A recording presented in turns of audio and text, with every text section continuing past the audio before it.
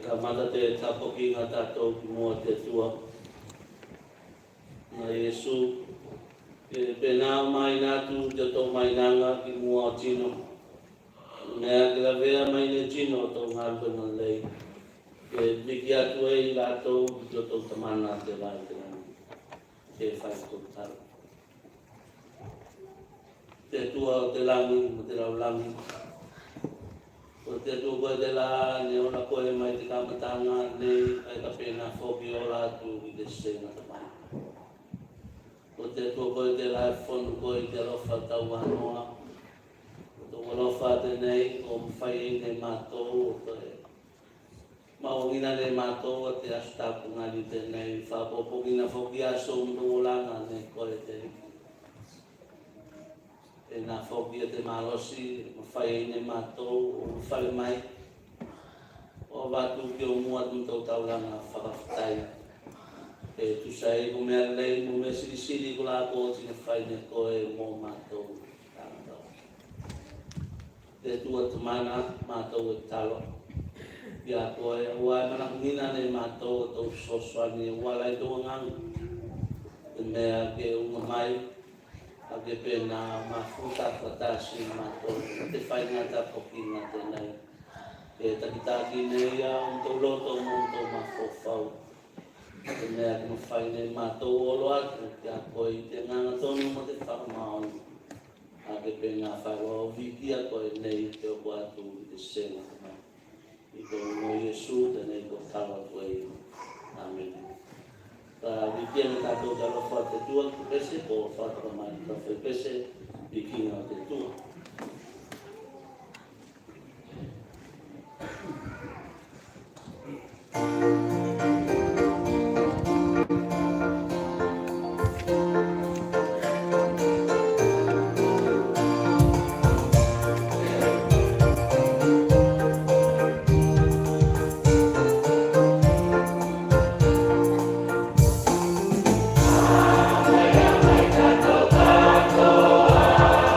Oh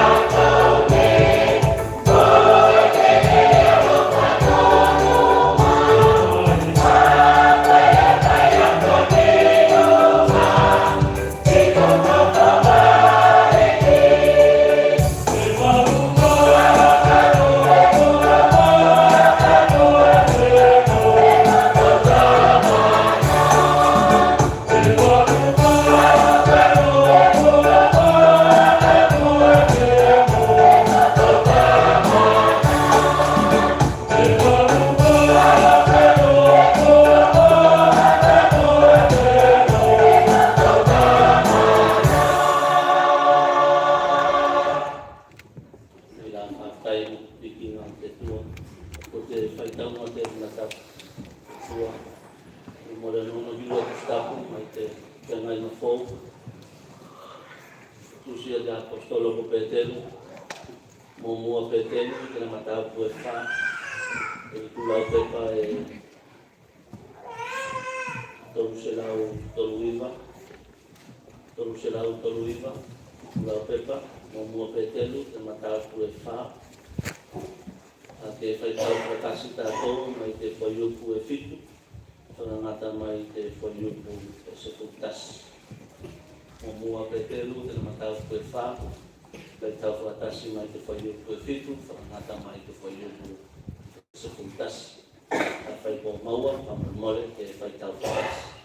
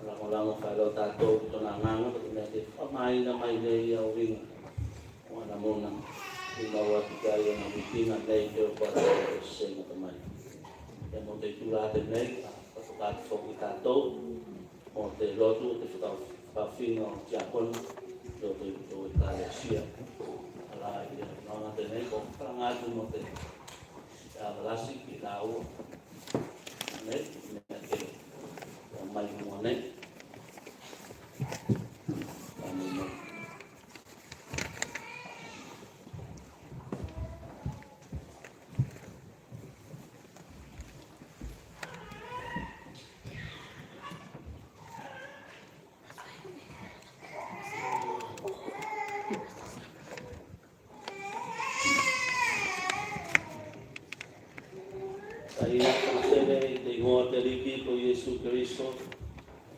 Nei ala ua kola ni loto tātou kei, ke whakawhi ke whai ni tiakono, e pe la mu te loto te tua. O taria whoki ne la ua mu te loto whia to whinga te nei. E ngā lue la ua pe la mu te whakawai te kāresia te sia no ki wau. Loto i te kāresia te tua. La ua konei ko Mia kasi ngotu Mia. La ua kona ka whakawhi to whinga tiakono. O ngā lue ngā tiakono. E mawhauwhau kai ngā lue ki mea katoa mo te ola te kāresia. E whisoaswani ki whaiwhiau te tausinga te lafu mamoe te atua. Te tāwini ki te kainga te ariki. Kai whisoaswani ki ngā lue ngā katoa te kāresia. E whaira tau mo whakakoponga te oranga whakakirisiano. Whakatasi mo tino te kāresia i konga katoa. Ka e taku tino atu ni au lau konei ka whakawhi ki tofi te akono. I te ingoa o te riki ko Yesu Keriso. O te tuku mo te ulu o te kāresia. E se lava i tātou ki ngā ruenga te nei. Ka e lava tātou toa mai te tua. Te taimi nei, ka whakalongongo tātou ki takutonunga mai tau taina ko nei. E whakaasu mai ei, te Yesu Keriso, ko te rāriki, ko te rāwhakaola. Ko tari tonu whoki la ua me ko tō whia. laua tofi tenei, kai tau whai malosi laua mo te whakalangolango i te soani o te atua o whai tofinga tenei mo te whakamaoni.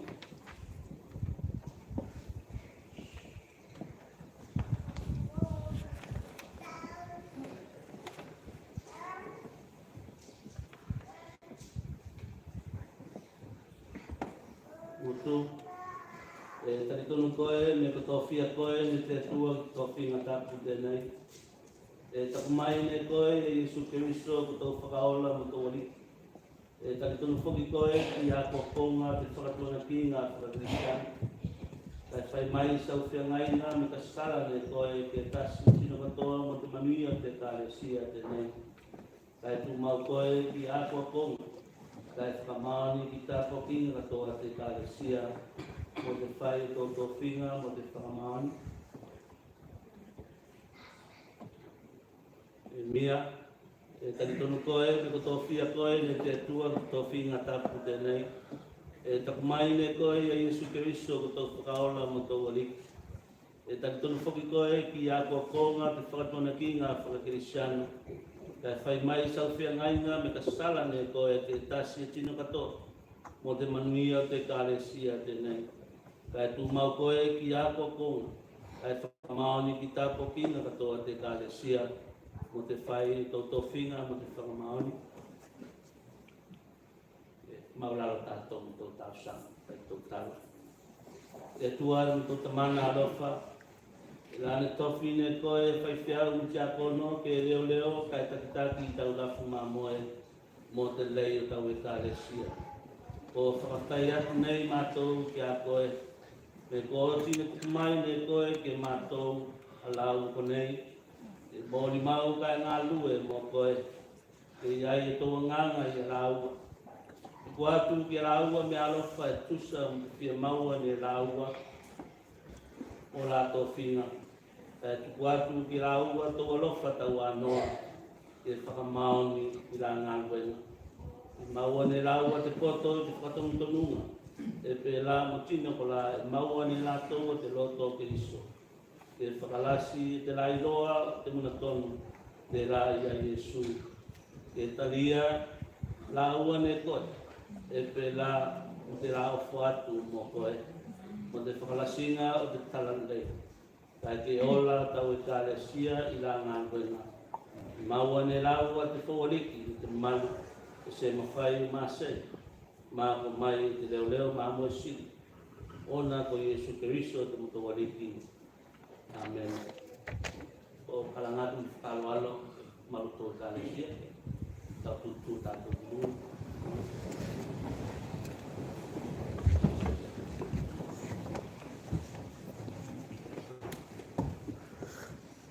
Mia mungotu, i te ingoa te riki ko Yesu Keristo. E pelam te kunga te kāresia te nei, o talia nei, ne au ko lua te tofi te akono. I te whakailonga o te loto whiawhia o te mawhitanga tenei. O whakatala whātua i au ke kourua i te lima whakata mai o te mawhitanga ke riso mo tēnei kāresia.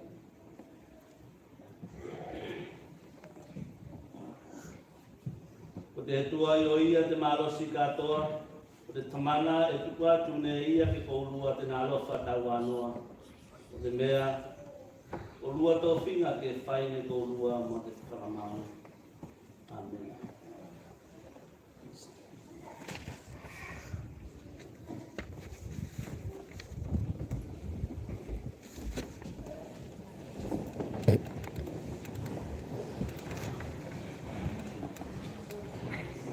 Ka toi whasoko atu te ka pokinga tātou, i kinga te atua, ka toka mai i kinga te atua.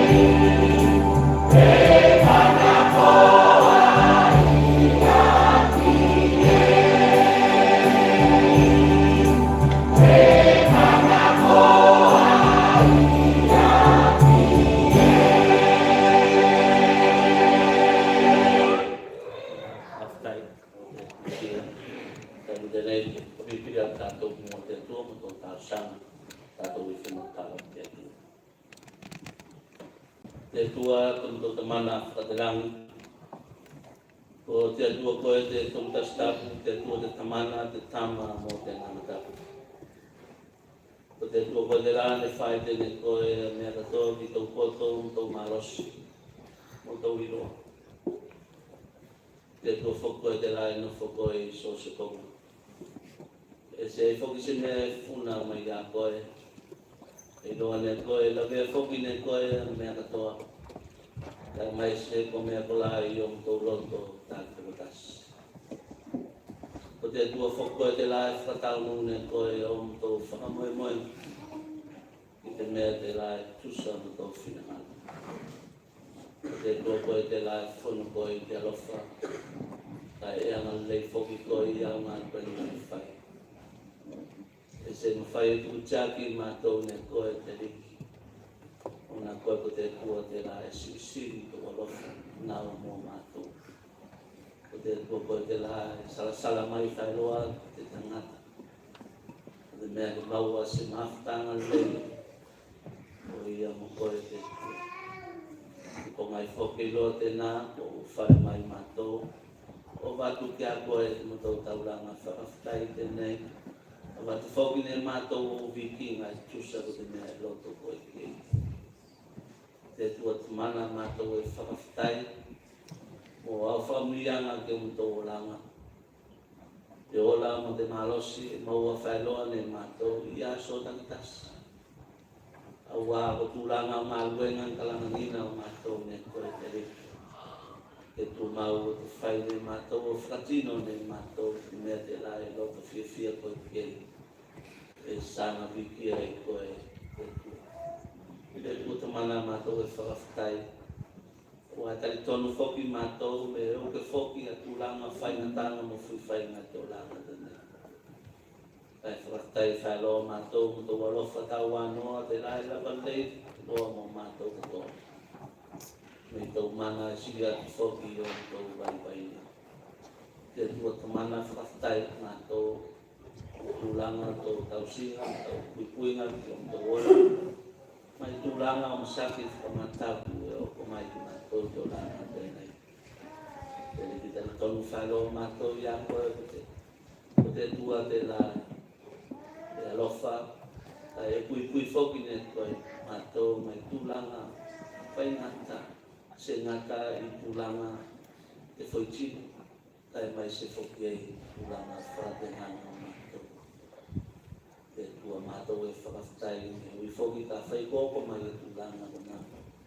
E se ni whomā whoki koe mai e mātou. Te tua koe te rai ni whomai whailoa. O whiso swani mai ki mātou o whakamārusia o tō kanata.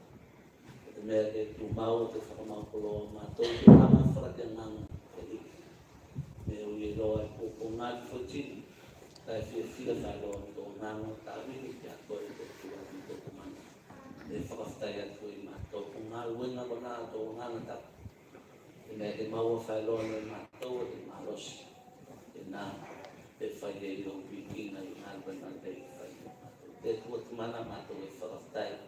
Mau mea alofa, mai e koe i aso te tāsi e tau se i tō ola whatu whaitina. Mea kai o mei, e koki ngā tō pei mātou kei, whale, ko mai nofo e i mātou, malutia i o tō whaitina. E tua, e o me kiriki e whakau ngā ngina nei mātou i tō langa tēnei. Mātou e whakawhitai te tonu mātou, ulanga tau whakatokanga tēnā. I o mtou o langa, e ake lapan lei e te malos.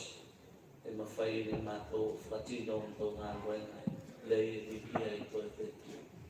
E tusa o tēnei e tōko koe te. E tua te mana, e whakawhitai whoki mātou te tua. Tā muna i loto i tāku stapu. Mo li e whakamai na ke mtongo wala ku te ola se mai e ara tui a ke misto i Jesu. Whaftai whoki mātou te tua, a whai ko mā whawhau i who mātou, tūlanga te olanga tēnei, o me oko mai ki mātou te tasi. I roto i mātou kāinga, i ngā luenga, i āpoko, me nea whoki tūlanga whakamoemoenga e tui roa ni mātou te olanga tēnei. Ako mātou e whakawhitai i se tiaki mātou le tui. Na koe ko te tua te la e alofa i tai mira toa. E whakatanu manuia whaeloa ne koe o tau whamoemoe te tua mana whai e tusa te nā mo te mea loto koe ke. Te tua tu mana e whaktai whaeloa mātou me te whakamaro simai o koe o wala i tō nganga te rai ngā lue whaeloa i loto i mātou mo te mea ke whakatu mau whaeloa te o langa tari tonu mo te whakamaoni mātou whakatua nā te mea te tu mau whaeloa i a koe e pera i loni koe o mātou i taimi katoa te riki ai koe mea le katoa e whaine mātou i tō langa te nei mālungi ei whakawhtai mo tau whakaora tanga te rā lea wala mai tau tama ko Iesu Kiriso me bau te rau langi te nei e pēnā whoki o mōri mauina ne mātou te nau langa lei te ari i ngā ruenga me whaine ia ai mai se te ngā ruenga whakaora e tuku te ngā ola to i te mate i te sātau me te māngalo o mātou mai e mtō masa e whai whoki aira sai ala te ola se aisi na mai mana whai e tu mau whakunake mātou ia i le Iesu mo tō waliki mo tō mtō whakaora whamaularo mātou o na po mtō anasala mātou ta ngata se kātou toa e se whai whoki mātou o tu mau te whaine mātou me te rai loto ko kei e ngā taimi o whatu whoki mātou i mea whakatolanga nei te riki e rako whakatulanga nuai ko i loto i mtau whakatotanga te tua langa se tonu vai no mātou ko ngā te riki e tua tai tonu mātou me ko are pane na vea mai me ko e o ka whoki te whakatosanga o mātou Swatino e na vea whoki te vai inisio taimi te tua wako se whaine mātou mea ko la kau o whaine mātou e ui e lone mātou e kau o whai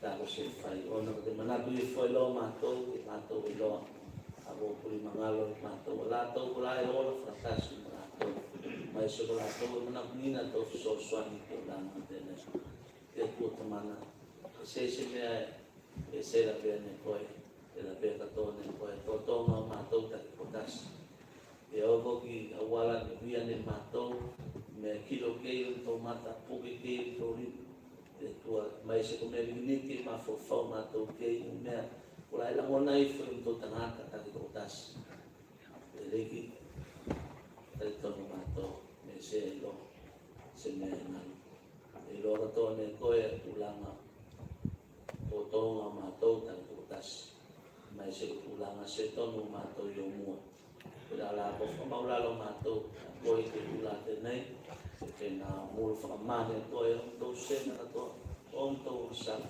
te toto madini whakamangalo koe Iesu tō aliki whakao Kama mātou se ngata te ka langa atu ki a koe te riki tu mau whailoa tō soswani tō whakamaro simai ke mātou o te mea ke nā o tō bau te whaine mātou o te mea e loto koe kei e o tō langa sau katoa e wiki ai koe mea katoa e whaine mātou. Te tō mana talo mātou ke whamia ne koe a te tapoki ngā mātou te nei mai tino matua ke o whaatu mariki o liki panei ko ma whai o luku atu i o mua te tua whamia ne koe o tō langa tapuatu o mai ne koe te marosi se ngata i whoitina pe ngā whoki te mafo whau mai si kia ngāma te mea ke tu mau te kilo atu o mātou ke a koe Iesu i aso katoa wa koe o te whananga o moe si o mātou i te langa tēnei e whomine koe te malosi o whai ne mātou o whai tāu sanga tāu sia i ne mātou a nisi kura e ora whakatasi ma lātou whalof o tō langa te tu mana tua whaeroa ne mātou lātou kona te tua a tō tangi mai ala whia maua tō soswani i sosa tūlanga dai la te dei o koe whanā whanamulawa mātou kei whakau katu tō mana whaola o tū mau te ola te malos te ngā whoki tau whamawhana whananga tau whamalo sina ki lātou tūlanga whānau noanga inisio lātou mana pina tō soswani te tua te mana te tau whoki mātou mana pina whoki mātou tō while mū mai se i mātou i te langi tēnei, a wea ne koe, o ke tūlanga whakapelape, o mātou kei, mai se o taua, whasaunoanga o nei, longa tāla mātou iei, o nisi ko whakalofa, o si ai ni bonga mo nofo, nisi ko whakapoko ngā tia o toko langa, e tua, o ke ka whoki nisi tūlanga se tonu te o langa, o ko kei mātou te riki. Ia se gase isi anā mātou kei, anā ko koe te tua te tasi, o la ngā lua whaeroa, whakatoka ne koe mea katoa, i gai mātou tauwhi le mo, riki mawai ne mātou te langa totanga maria, fia mo te manuia, e vikia whaeroa koe te tua i mea. Omia ne koe te whenua mātou tuvalu, ka inga te tasi, e o whenua, nā whoki te malo te aso, mai se tau e kāre sia, e tū mau te whakawai a koe, mea rato e whaine nā tau, wara mai e se manai manuia, o whanau tūwalu, o aso whanamoli. E nā whoki te nā whau mātou i runga, whenua de nei, tūlanga whakamoimoe, ngā ruenga, o hāpoko, e tū i loa, mātou, e au ngā tamu whaina, e rigi, manuia, o ako tūlanga miga ni mātou, mai whaelo ni mua, la ve whaelo ni mātou koe, mea lei I maua ni mātou te o ranga te nei, la ve whaelo ni mātou te tau ranga whakaftai, ia koe I aso ni kona, e rua ti mana, mai mua nei, ka longo mātou ki tau muna, ia kai mātou ki tō ngana, so swani, whamaina ne koe, tau muna, o te mea ke tō, ki runga I lau kele, lei, ke fua mai foki ne fua tanga lei, fia koe ke te tua, e sanga wiki ai koe te tua. Fumia foki, a laua ko o fora langa, mo koe mo tanga luenga te tua, ko pena whaelo soswani, batu ne koe, te malosi te poto, ki runga I laua, ke whai laua, a vini whakamaon, koe, ke whai ngā tanga luenga, I loko I te kāre sia pene. Pena foki mo mātou katoa, ke ngā lua whatasi, te te kenga tō whaitino na pēr te ri. O a se tātou tō mātou te malos. Kai mana mina whai roa tō so swane wale tō ngana. Whai te mātou whatangu. Ai whakamoemoenga mana e piki ai koe I te sena tamai. E tua te mana kona ni siom tō mana konga o whai. O tuku atu ki o moe ki tūra te nei. Te tono mātou. E sara fōk la pōt. Loa ne koe, e re whoki ne koe, manui ai mātou, e pēnā rofa koe, whakatangu no ne koe tusa I tau masana, I te lofa I tau wasa. I tō ingo Iesu, tō tō riki, tō whao, pēnei ko taua tō e mātou nei. Amen. Wiki e tātou te lofa te tua te pese, ko whakatamai I kira te tua o whakamai.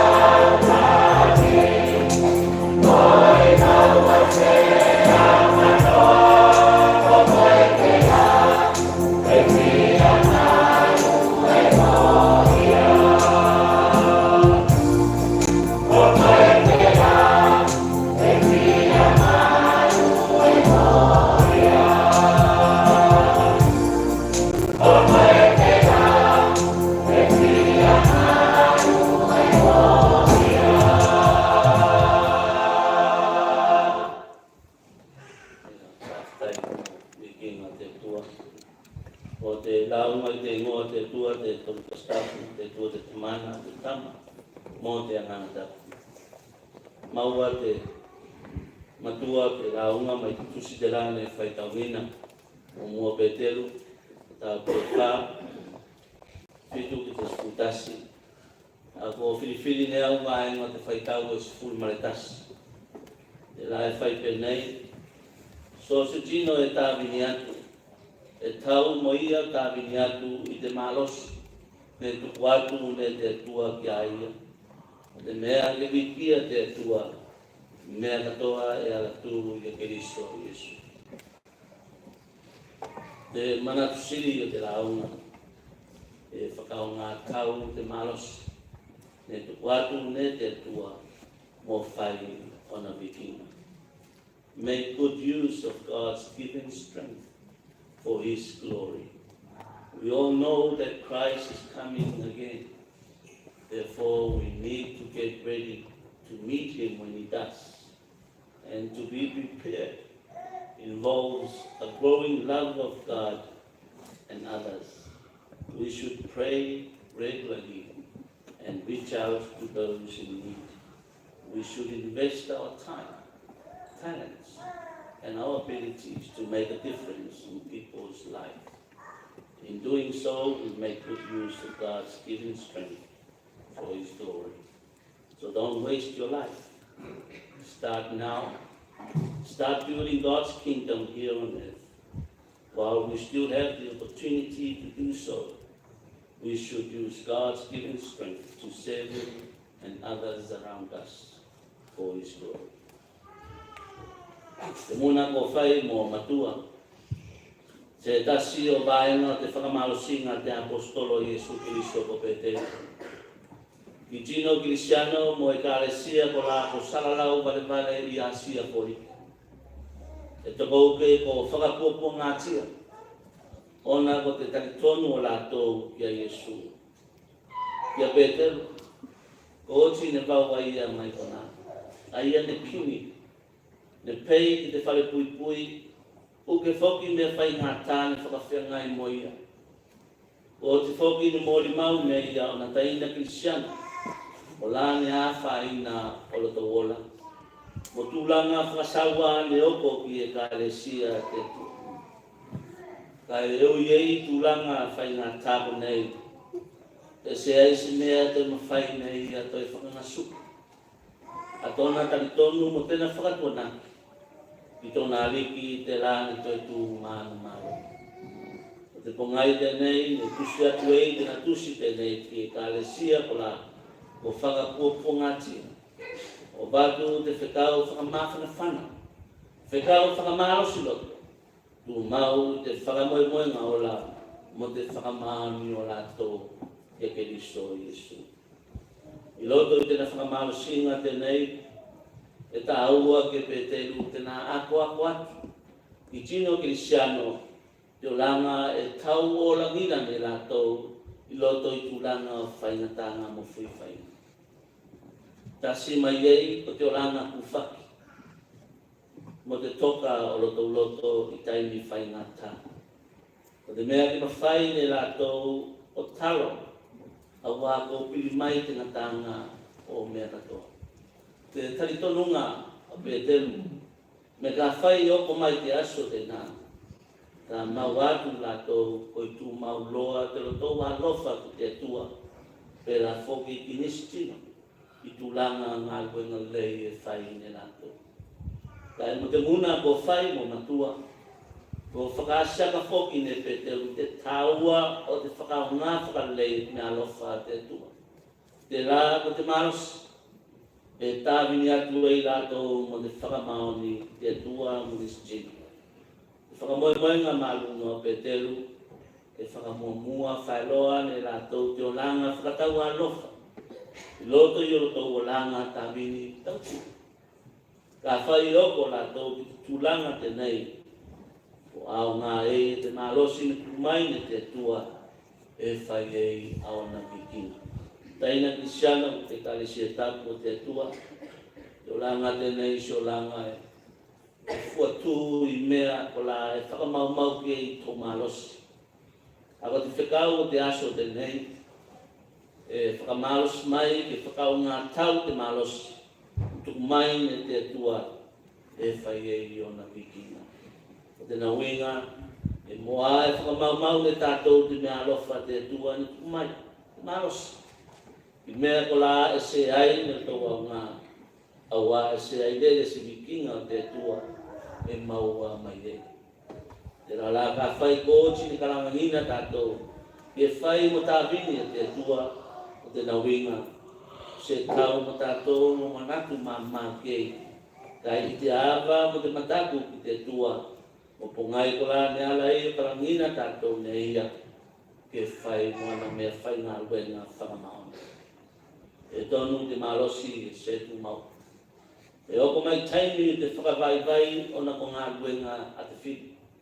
Ka whai kōko mai e tūrana ko nei, masaua, te pati e te riki ni whai, te taimi ne whakatangi atu e Paulo ki aia se whakatasi. Ka e whakatoru taimi, e ave ki a kea mai aia ona puponga, ona ko kini a te awi whakau a Satani. Ne a pati e te riki ni whai, na muna ki a Paulo, a to kolofa ka wanoa, o la valei e lo mokoe. Mei tō mana e si atu i tō vai pai.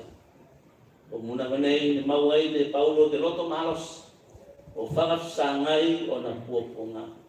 Ki te apostolo e se aise mea si atu i te malosi whakateana. Me ne oko ki whea longa mai ngā tena whaitino.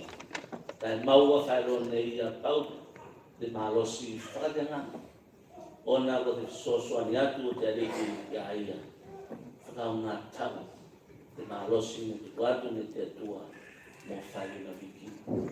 E wikia pe whea te atua, whai mai te matua, so stino tāwini atu, e tau mo ia o tāwini atu te malosi mo te watu ne te atua ki aia.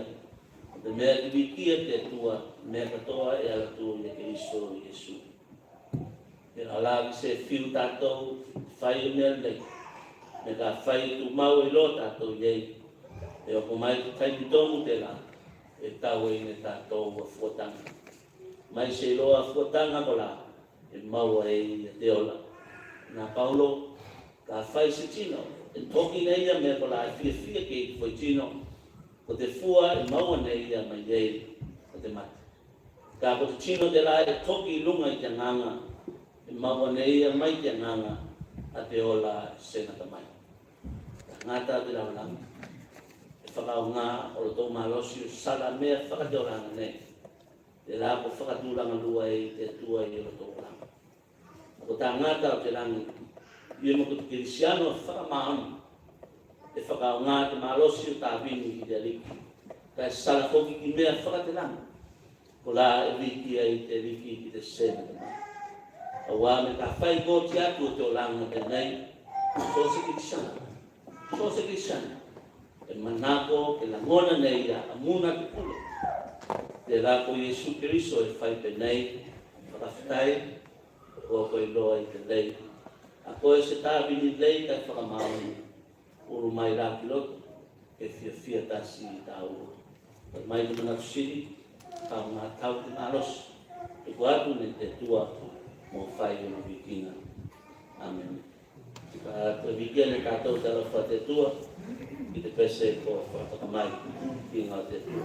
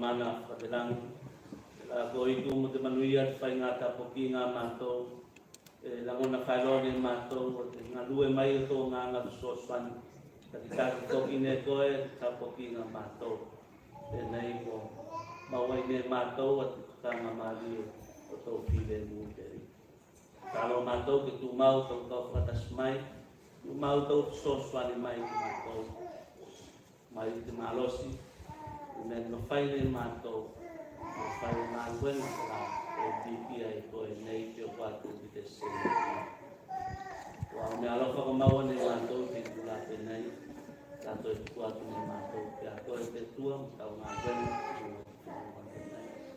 ta mato ke famia ne ko to la ne ko ki ne la to na ko o ko ta famia nga ki tu ya fa na usa kalau orang itu mau mai dulu mato ketua menuju yang difide mu ko na fo kalau fatawa no ko Yesus to oli ki frau tu mata na mato ko yang ngata nei ko ba sena tamai ilo amen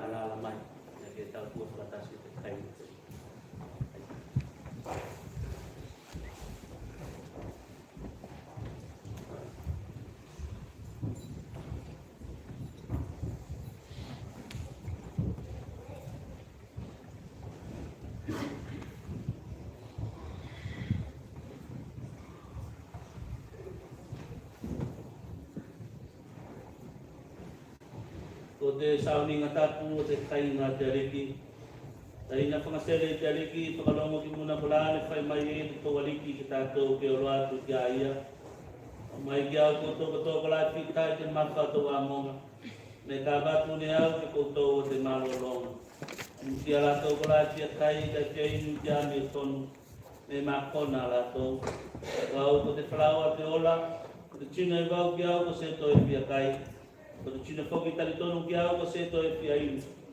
Ada Cina fogi te lai vau kia ko se tuli ne au kia tea. Ko tau kalai salamo tonu mo te whakamaoni te tau masala. Kai alofa ki tau tua poi, kai loto nofo i solanga fou. Kai tau tali tula fono te tua, kai sa sale i ona ala tapu. Au mai ko pili mai mo te whakatuna. Kai talia te kai na tapu te nei. Mo te tau whakamawhana whananga mo te loto sana mo. Te whamaularo tātou tau tau sana whakatois. Te tua tau tamana whakatelangi. O te tua koe te la e whonu koe te lofa tau wanoa. Solo ke atea ne koe o tau soli tu la whono. Manako koe ki te whakamaoni te loto. A ke whaine koe mātou ke iloa te atamai te konga e se la vea. Una mata mai o tau ngasala ai solo ke atea ne koe o tau ami o masai ke toa te tua e pai te se loto ma i loto i matou kai whakafou sia ngana tonu i loto i matou whakafoki mai ke matou o te fia tau whakalotanga ai sikiaka matou kirunga mo te loto fia te tua takasiri te malos te lai whakamangalo fua ne koe ratou kulai salamo ai puli atu ki a koe. Nei ki whakao ko ki loto sara mō tāki te makas. A te whiangai ngā te lofa whakaola. Pagkamangalo ang asala katuwa mato. At pagkamamay mato may teloto masay o nagtaulang at ato so kiriso ito ito waliki. Tau simay ti mato manui ang fia-fia te ulang atapu. Deme ke alofa mato kaya tabi niya tu tiya ko o na ko Yesu kiriso ito waliki. Amen. Ko muna te apostolo ko kaulo. Mawane au me te riki te me te rane matafoki ne au te koutou. Te koe loa te nane whakalata i te riki ko Yesu, ne puke nei e te whalawa ko whakatai, te whatofi nei ana muna. Puke kai ko te whoitino te nei ko te whatofi mo koutou. E whai te me te nei mo whakamanatunga ki au. E pēnā whoki te ipu te palelenga ne kai ana muna. Ko te ipu te nei ko te whenenga whou ki toku toto. Ke whai te mea tenei mo whakamanatunga ki au te aso katoa e inu e koutou. Me ko aso katoa e kai e koutou te whalawa tenei ka inu te ipu tenei. E whakasi atu e ine koutou o te mate o te riki. E oko ki tena toi e whakimani. Ke whai te talo whakatai ki tātou. Ke tua atu tau tamana whakatelangu. Mātou ko tau whanau se au ngā. E whiki atu ki ako e ko te siri e tau malu. Mau fai fainga whakaupo whangina. E tapu to ingoa te tua. A te langi, te laulangi e whonu i tau malu. E o koe te malu, te riki, te masiri, te malunga. Nei ke o koatu ki te senga te mai. O siki atu te matau whakawhtai ki a koe, tau whanai whonga ki te laulangi nei. Ia Yesu Keriso te matau waliki. Te lane liu tino tangata, ma te whakawatana o mātou. Te la mātou e whawhtai, mo te whalawa, mo te ikuaina, mo te whakatusa, te nā, o tō whaitino mauwha, o tōtō ne whakamarigiringi, mauai ne mātou o tau whakawatana. O nā ko Yesu Keriso, te moto waliki. Amen. Koiro te nā, ne whakarata i te riki ko Yesu, ne puke nei a te whalawa, ko whakawhtai, ko te whatofi nei a, ne muna puke kai, ko tōku whaitino tēnei ko te whatofi mo koutou, e whai me tēnei mo whamanatunga ki au, kai sokatoa e kai koutou.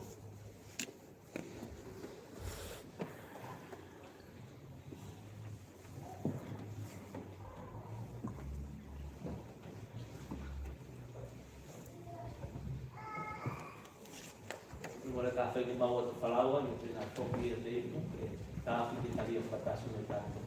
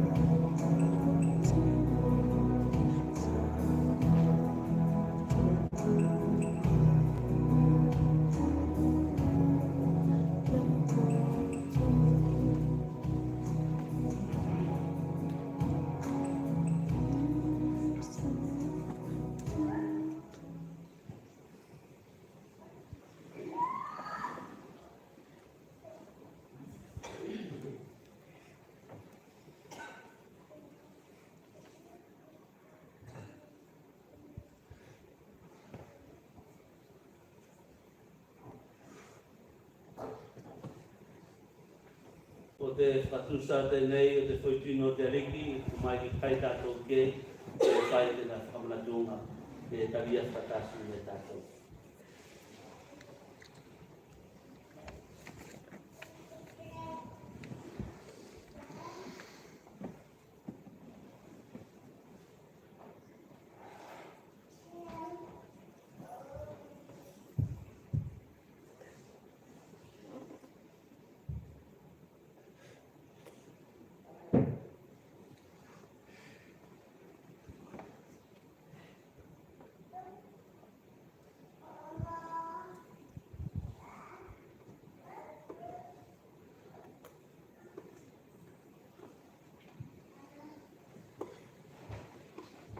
Pena whoki e te ipu te palelenga ne kai. Ana muna ko te ipu te nei, me whenga inga whau ki te kitoto, e whai te mea te nei, mo whakamanatunga ki au i asu katoa, e imu e i koto.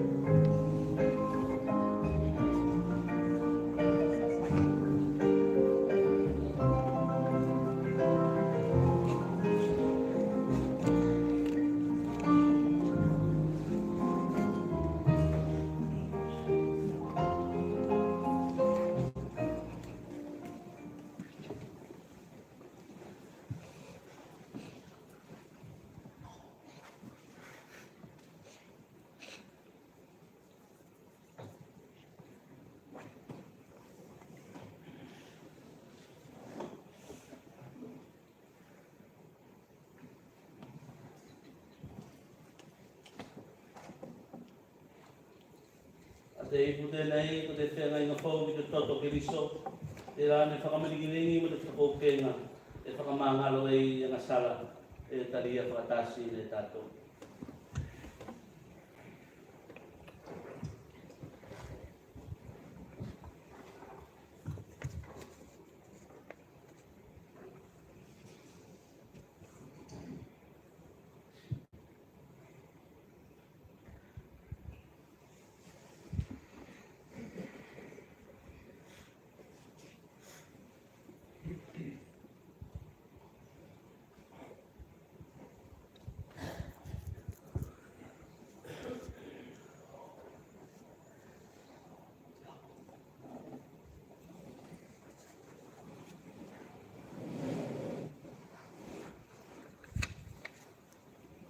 mana whakatelangi.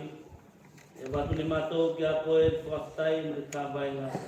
Te mea ko mai ne koe ki mātou ko tino se tau. A te manuia te mawhatanga mo tau tama ko Iesu Kerisu. Te rane tuku ne koe te mat. Kai tuku mai aia mo te whangainga o mto nganga te ola se ngata mai. Ni la tuku mai ki mātou te alofa whainasanga. O te mea kase puri e mātou o mea panei. Ka ke tusi o mto loto. Te mo whai olo ki mua kai tukua ki whakatuna. Kua mai e ngā le katoa. O nā ko Iesu Kerisu o mto waliki. Amen. Bikia ni tātou te alofa te tua. Te se so sa.